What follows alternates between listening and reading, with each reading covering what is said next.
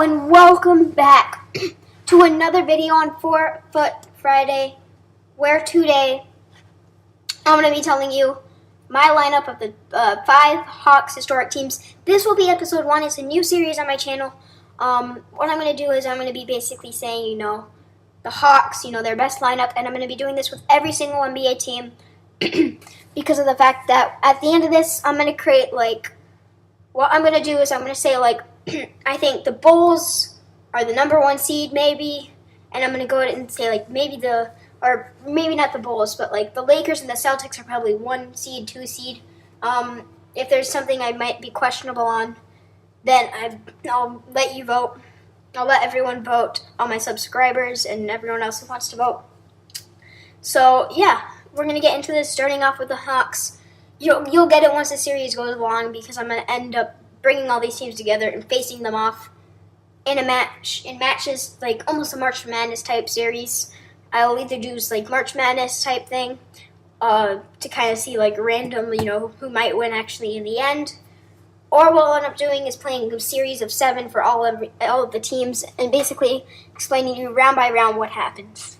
So, and what I'll probably end up doing actually is if we do the March Madness style, probably in the final game, I'll do a best of 7 series. Or what I could do is the first round, March Madness type, and then the second round is first to 3, or not first to 3, but best out of 3, and then best out of 5, and then keep best out of 7, and then do that for everything. You'll just have to let me know basically what happens. So let's start off with the Atlanta Hawks. We're going to start off with their point guard and then go to the center. That's kind of what I think we'll do for everything. And then I'll name you who's the captain, who's considered the GOAT of the team. And that's going to basically be the captain of the team. We're not going to be doing any 6-mans. We're just, once we face, it's going to be, they play 48 minutes and then hypothetically see who wins. We start off at point guard, though. Pete Maravich. Pistol Pete is the point guard. If you look at the history, their best point guard might actually be Spud Webb, or it might actually be Doc Rivers.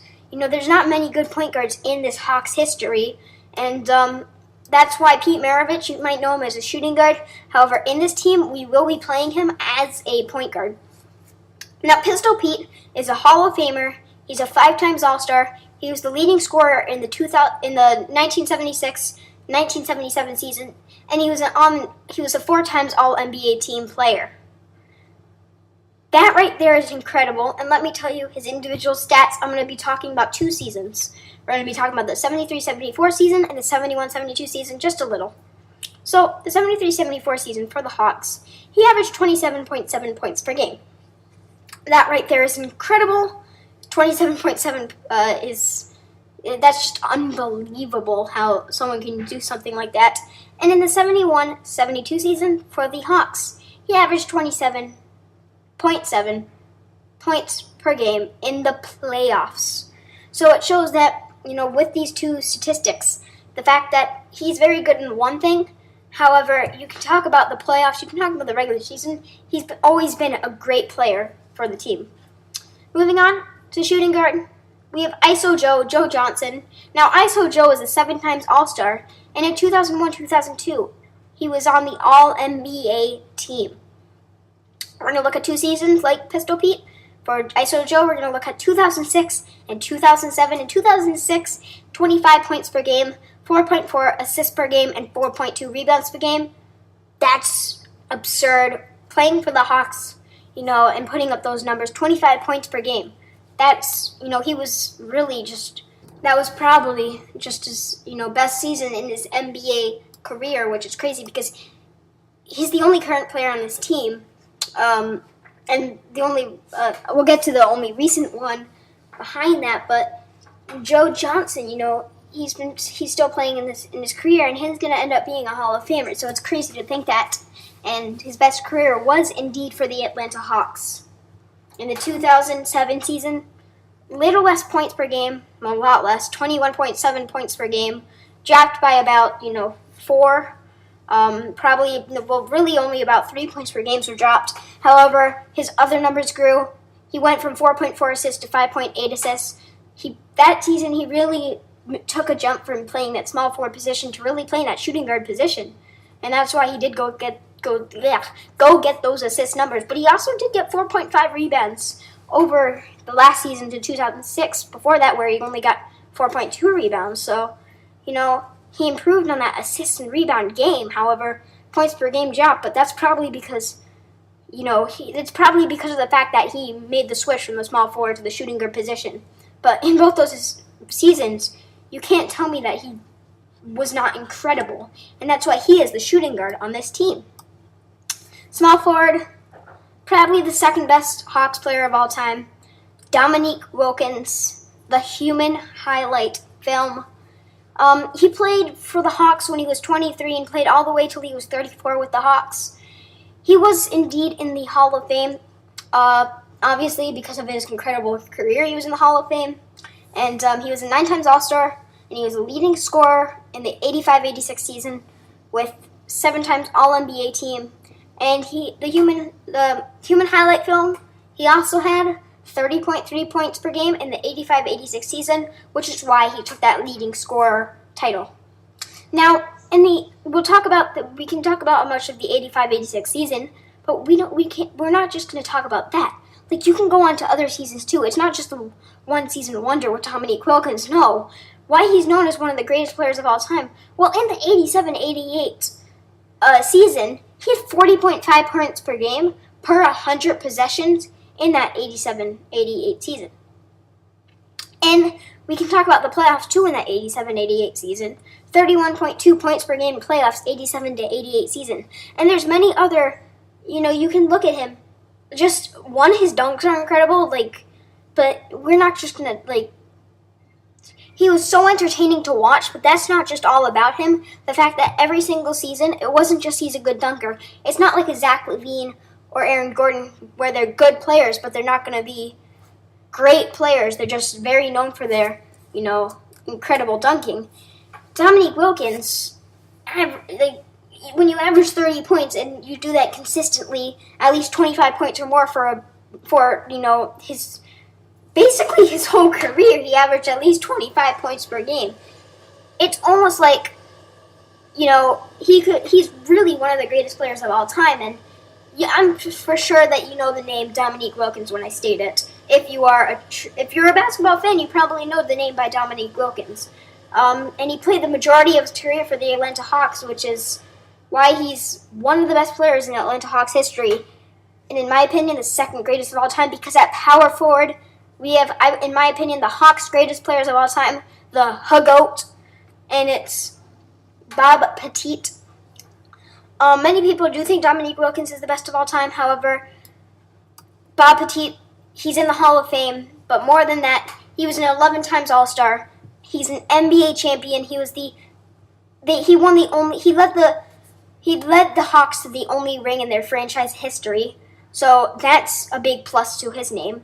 He's a 2-time scoring leader in the NBA. He's an 11 times All-NBA player, a 4 times All-Star MVP, a Rookie of the Year, and a 2 times MVP. Tell me he is not the Hawks' greatest player of all time.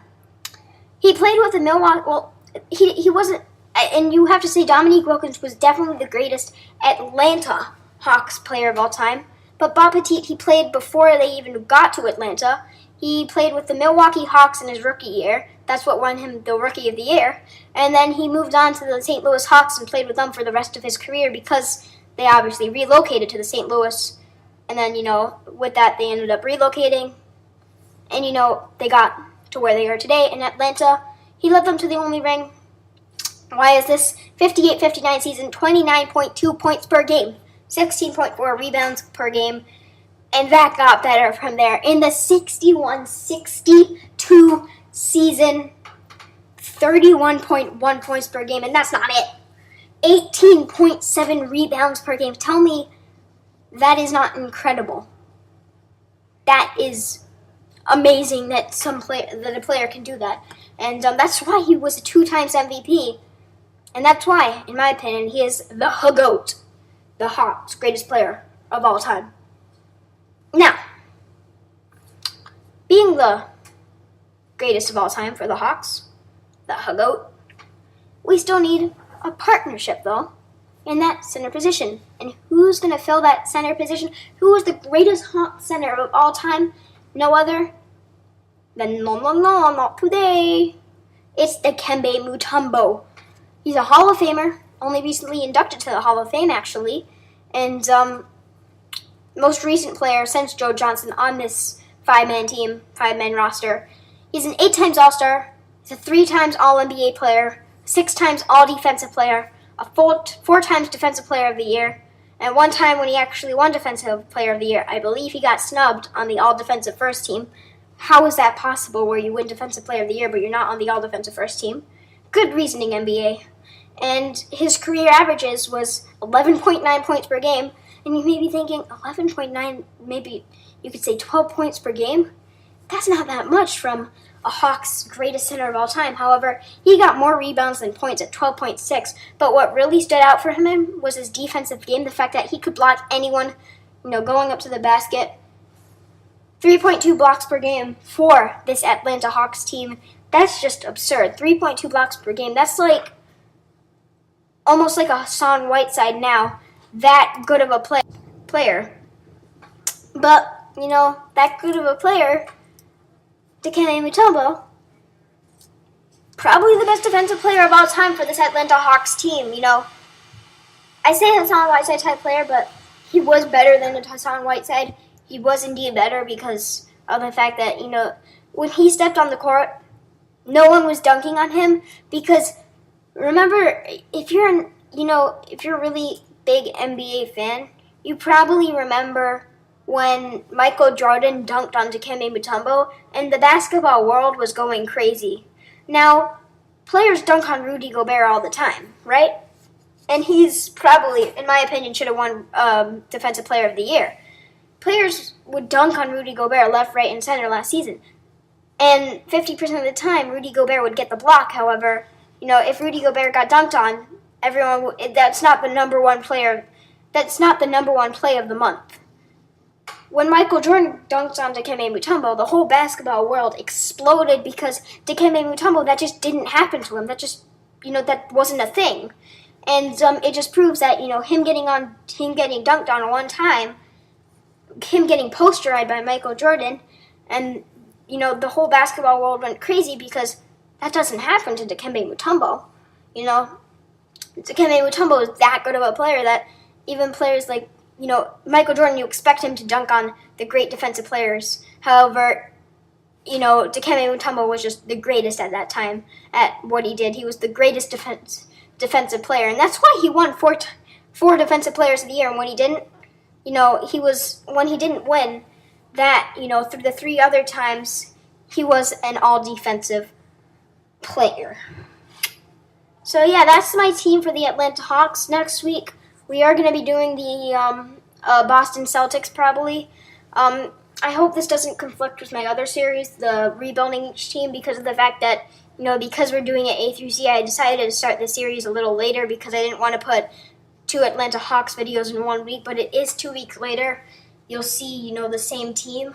So, hopefully it doesn't conflict with each other, and I hope you understand that. Hopefully you do like the series. Hopefully it goes on for a long time. And yeah, make sure to leave a like if you did enjoy this video. Feel free to hit this dislike video if you didn't enjoy this video. But let me know in the comment section why you did not like this video. Thank you for watching, and have an amazing day. Cue the music.